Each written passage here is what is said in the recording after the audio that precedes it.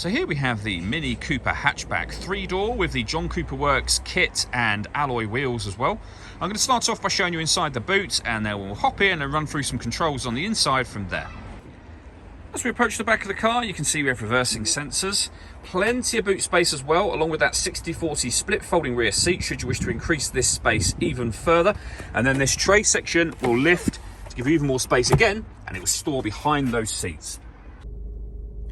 Okay, now that we're inside the car, we're going to start with the dials. On the left-hand side, we have the rev counter. We have the speedometer in the middle and the fuel gauge on the right-hand side. Also in the middle, you can see the total miles for the car, which are 8,956. The information displayed above that can be changed using a button on the indicator stalk. You can, for example, have a digital readout for the speedometer, as you can see.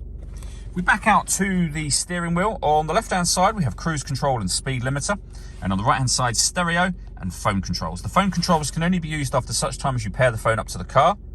And that is done over on the main screen in the center just here. You can pair your phone under the telephone heading just there. When it comes to music, we have the option to listen to our own music, of course. And you can see we've got USB input, Bluetooth audio here, and auxiliary input as well. We can also then listen to music via the radio, and you'll see we have FM, AM, and DAB digital radio available. And you can also up here access your contacts. You can bring up various bits of vehicle information, change your settings, etc. as well. With the main volume for the stereo just there. Working our way down from that, we then have dual zone climate control. So you can adjust the passenger temperature, the driver temperature. You can increase and decrease the fan speed from here. You can determine what direction you'd like the air to be distributed in.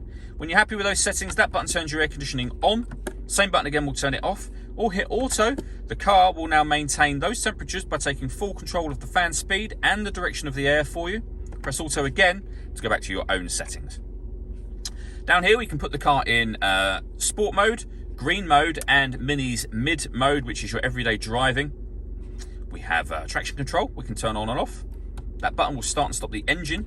And from here we can turn off the stop and start. This car is designed to cut out when it's stationary in traffic to save you fuel. That system is now off. Underneath that we have a 12-volt charging socket, USB and auxiliary inputs, and then a 6-speed manual gearbox. Below that you then have the controls that I was using to operate everything that you saw up on the stereo. So this dial will do virtually everything in terms of, as you can see here, movement on the screen. You can select things from here. You can access your telephone, your audio, and your main menu as well. All that leaves me to say is thank you for taking the time to watch this video. If you'd like to come and see the car in person and have a test drive, please feel free to call any of our MJA sites. We'd love to hear from you soon.